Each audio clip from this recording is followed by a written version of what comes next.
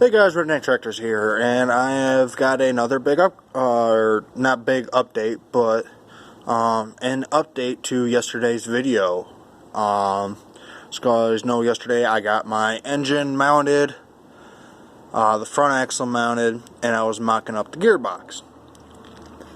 Well, today I'm going to show that I've got the gearbox fully mounted. Well, I should say 99% of the way mounted. I got to drill 2 holes to finish mounting it, but my batteries died, so I gotta run home and grab my other 2.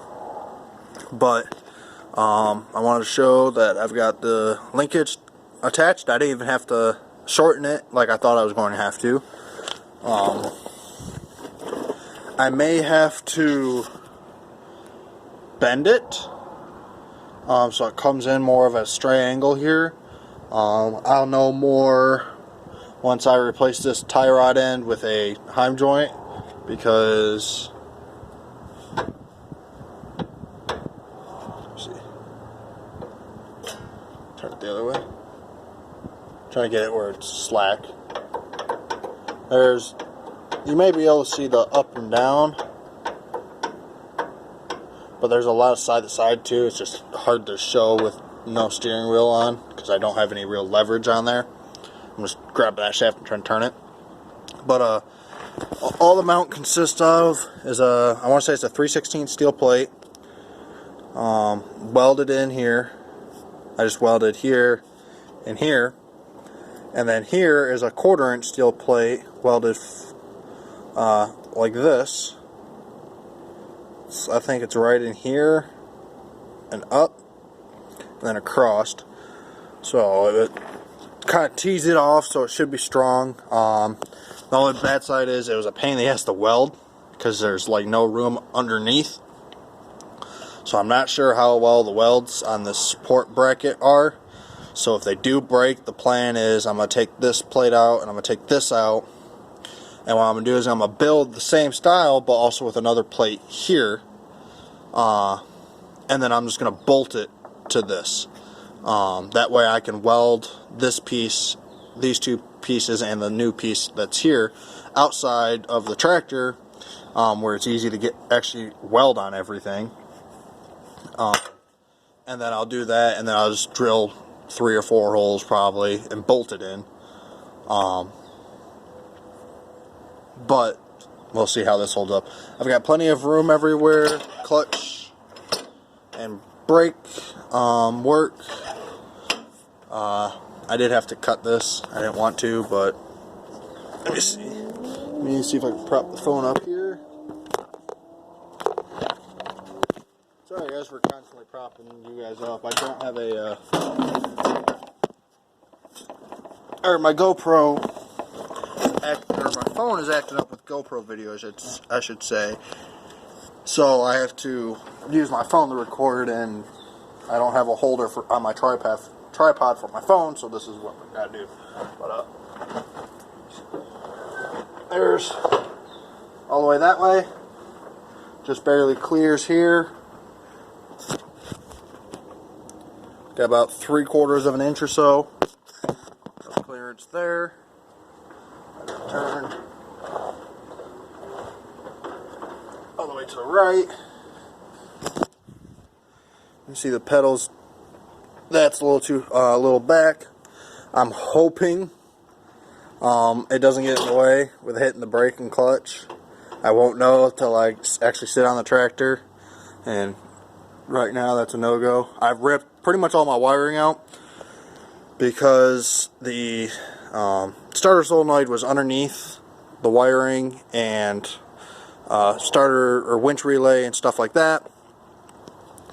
And this engine has a starter relay on it, and you actually have to apply power directly to this because it has a automotive style, what's it called? Bendex, where when you apply power to it, it kicks out venge spins.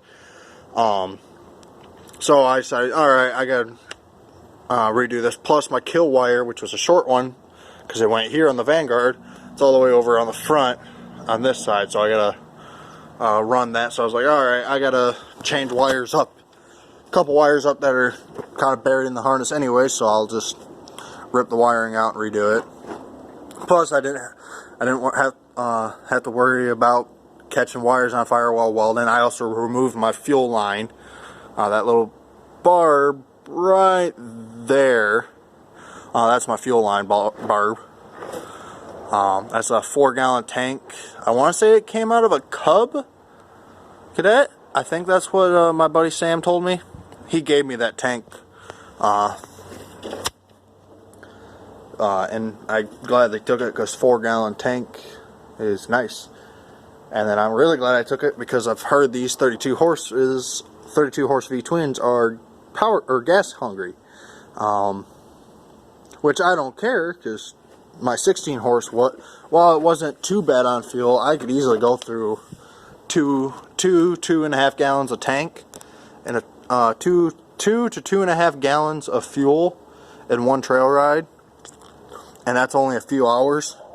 That's maybe 5 or 6 hours tops. So this ain't too big of a deal. Plus this isn't going to spin the RPMs that 16 horse was spinning. That 16 horse, when it ran great, or ran right, it was spinning close to 6,000 RPMs. This one I'm going to keep it around 4,000 RPMs, maybe 4,500. I'm not doing any internal mods, at least not yet. No valve springs. I can't find, actually, I literally can't find any performance parts for this engine. I'm having a hard time finding replacement parts. This is an older Generac engine, back from like 2012, and no one's made performance parts for them, and I can't even find a gasoline intake for this engine because this was a propane engine, so it's got a higher combustion. I can't find the gasoline intake for the same exact engine, because it's no longer available. So I've been searching. I'm probably going to have to fab up my own intake and everything, which I don't want to do, but if I have to, I have to. But all I've done is I've just deleted the internal governor, which I'm glad I did because it was the cheap plastic gear with the metal weight style, unlike the Vanguards where it's got it's part of the cam, it's all metal. The Vanguard style flywheel weights or internal governor, I love the way that one's set up. I don't like how this one is, so I deleted this one fully. Just ripped everything out and then plugged the hole with a bolt. But my biggest challenge next is that red tube there is where the factory steering shaft went down, came out there, and there's a gear on it. There's my shaft there. So what I'm probably going to have to do is right here is the John Deere steering shaft, and it came with a half or 3/8 or 3/4 inch or half inch, half inch universal joint that slides onto those splines. What I'm thinking of doing is I'm going to focus. There you go. Cut it and get a 3/4 inch shaft, or a U-joint meant for a 3/4 inch shaft, because that's what this is. And then my plan is to cut, and then I'm going to try to use the factory Sears one so I can use the factory steering wheel. And my plan is I'm going to cut that red shaft and then run it up that way. Or what I may end up doing, let me see. Okay, so that red shaft is connected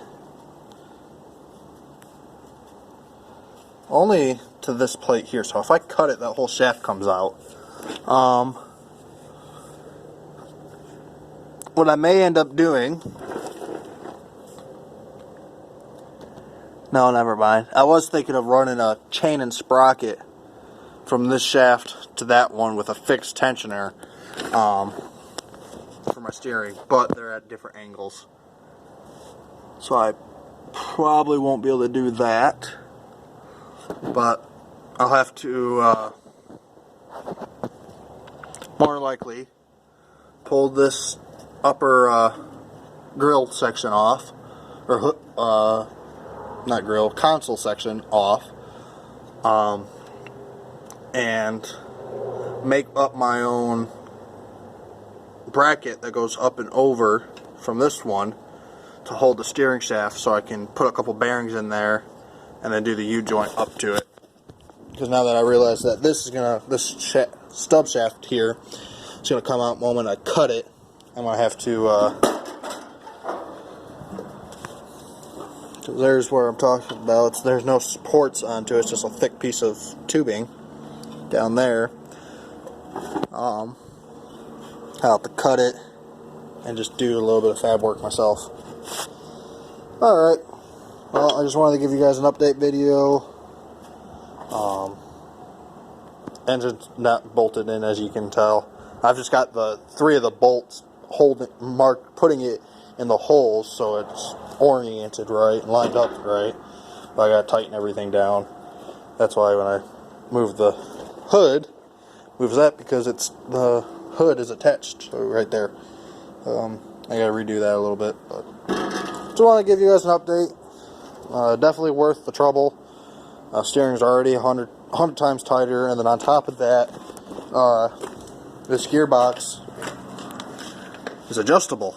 As it loosens up or it wears out, I break this jam nut free, tighten this screw a little bit, and tighten that jam nut, and it'll tighten right up. My truck is the same way, so I'm really enjoying that. But I just wanted to give you guys an update video of the gearbox.